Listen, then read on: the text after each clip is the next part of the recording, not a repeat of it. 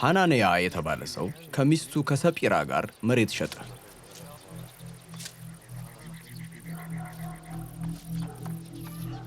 ሚስቱም በሚገባ እያወቀች ከሽያጩ የተወሰነ ገንዘብ በማስቀረት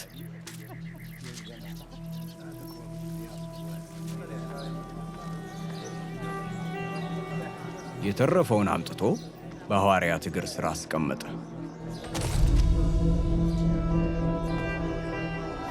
ጴጥሮስ ግን እንዲህ አለ፣ ሐናንያ ሆይ መንፈስ ቅዱስን ተዋሽና ከመሬቱ ሽያጭ ታስቀር ዘንድ ሰይጣን ልብህን ለምን ሞላው?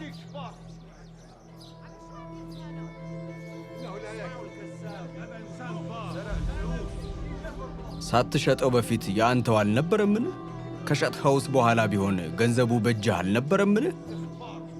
ለመሆኑ ይህን ነገር እንዴት በልብህ አሰብህ? የዋሸኸው እኮ እግዚአብሔርን እንጂ ሰውን አይደለም።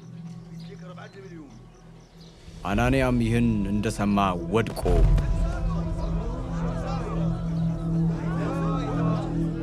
ሞተ።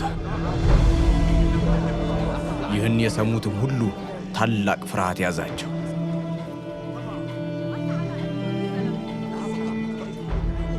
ጉልማሶችም ተነስተው አስከሬኑን ገነዙት። ወስደውም ቀበሩት።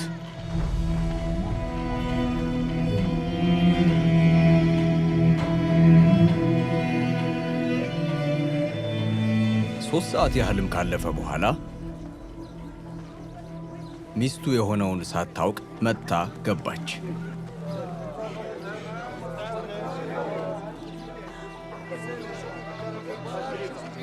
ጴጥሮስም እስኪ ንገሪኝ፣ መሬታችሁን የሸጣችሁት በዚህ ዋጋ ነውን? አላት። እርሷም አዎን፣ በዚህ ዋጋ ነው አለች። ጴጥሮስም የጌታን መንፈስ ትፈታተኑ ዘንድ እንዴት እንዲህ ተስማማችሁ? እነሆ ባልሽን የቀበሩት ሰዎች ተመልሰው እግራቸው ደጃፍ ላይ ነው፣ አንቺንም ይዘው ይወጣሉ አላት። እርሷም ወዲያውኑ እግሩ ስር ወድቃ ሞተች። ጉልማሶቹም ሲገቡ ሞታ አገኟት። አውጥተውም በባሏ አጠገብ ቀበሯት።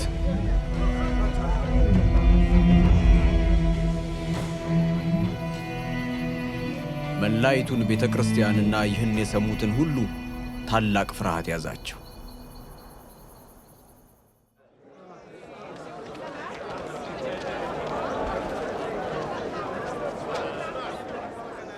ሐዋርያትም በሕዝቡ መካከል ብዙ ታምራዊ ምልክቶችንና ድንቅ ሥራዎችን አደረጉ። አማኞቹም ሁሉ የሰሎሞን ደጅ በተባለው መመላለሻ ይሰበሰቡ ነበር። ከእነርሱ ጋር ሊቀላቀል የደፈረ ማንም አልነበረም። ሆኖም ሕዝቡ እጅግ ያከብሯቸው ነበር። ብዙ ወንዶችና ሴቶችም ከጊዜ ወደ ጊዜ በጌታ እያመኑ ወደ እነርሱ ይጨመሩ ነበር።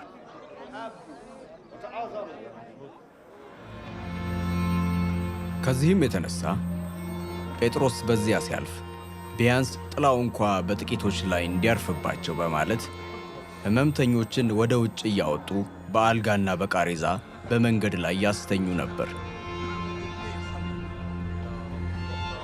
በኢየሩሳሌም አካባቢ ከሚገኙ ከተሞች ሕመምተኞችንና በርኩሳን መናፍስት የሚሰቃዩትን ይዘው የሚመጡት ሰዎች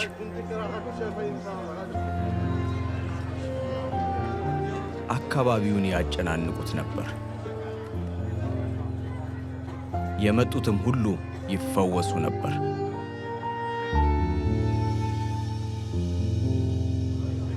ከዚህም የተነሳ ሊቀ ካህናቱና አብረውት የነበሩት የሰዱቃውያን ወገን ሁሉ በቅናት ተሞሉ።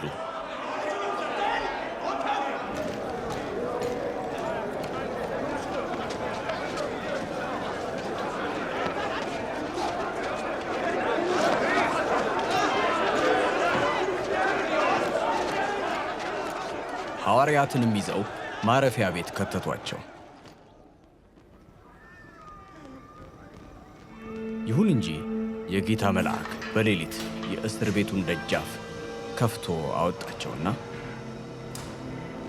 ሂዱ፣ በቤተ መቅደሱም አደባባይ ቁሙ። የዚህንም ሕይወት ቃል ሁሉ ለሕዝብ ንገሩ አላቸው። እንደ ነጋም በተነገራቸው መሠረት ወደ ቤተ መቅደሱ አደባባይ ገብተው ሕዝቡን ማስተማር ጀመሩ።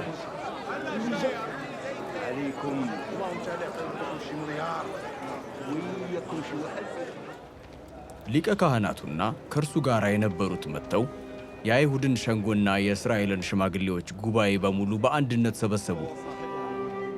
ሐዋርያትንም እንዲያመጡ ሰዎችን ወደ እስር ቤት ላኩ።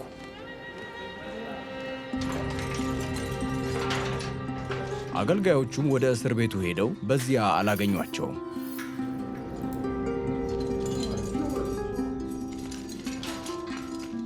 ተመልሰውም እንዲህ አሏቸው፣ እስር ቤቱ በሚገባ ተቆልፎ ጠባቂዎቹም በበሩ ላይ ቆመው አገኘን።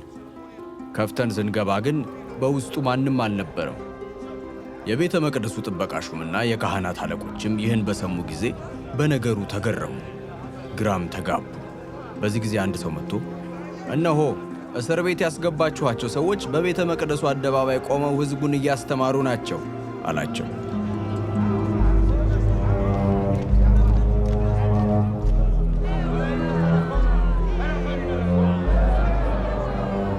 የአገልጋዮቹ ሹሙም ከወታደሮቹ ጋር ሄዶ ይዞ አመጣቸው። ያመጧቸው ግን ሕዝቡ በድንጋይ እንዳይወግሯቸው ስለፈሩ በኃይል ሳያስገድዱ ነበር። ሐዋርያትንም አምጥተው በሸንጎ ፊት አቆሟቸው።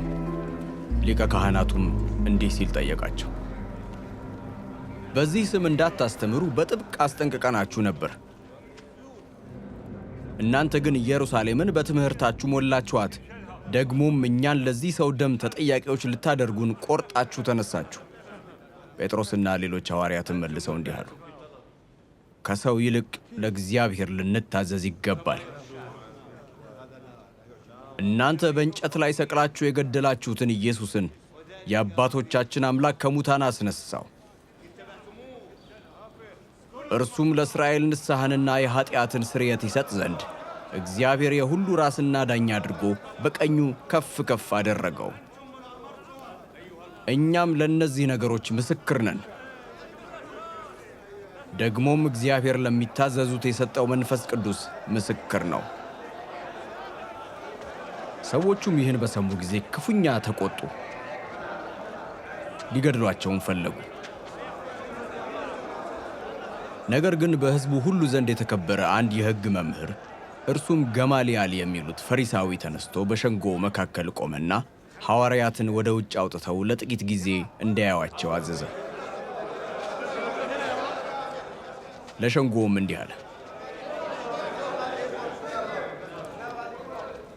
የእስራኤል ሰዎች ሆይ፣ በእነዚህ ሰዎች ላይ ልታደርጉ ስላሰባችሁት ነገር በጥንቃቄ ልታጤኑ ይገባችኋል። ከዚህ ቀደም ቴዎዳስ ራሱን ትልቅ አድርጎ በመቁጠር ተነስቶ 400 ያህል ሰዎች ተባበሩት። ነገር ግን እርሱም ተገደለ፣ ተከታዮቹም ሁሉ ተበታተኑ፣ ነገሩም እንዳልነበር ሆነ። ከእርሱም በኋላ በሕዝብ ቆጠራው ወቅት ገሊላዊው ይሁዳ ተነስቶ ብዙ ሕዝብ አሸፈተ፣ ተከታይም አግኝቶ ነበር። እርሱም ጠፋ፣ ተከታዮቹም ተበተኑ። ስለዚህ አሁንም የምላችሁ እነዚህን ሰዎች ተዋቸው፣ አትንኳቸው። ሐሳባቸው ወይም አድራጎታቸው ከሰው ከሆነ ይጠፋልና፣ ከእግዚአብሔር ከሆነ ግን ልትገቷቸው አትችሉም። እንዲያውም ከእግዚአብሔር ጋር ስትጣሉ ትገኙ ይሆናል። እነርሱም ምክሩን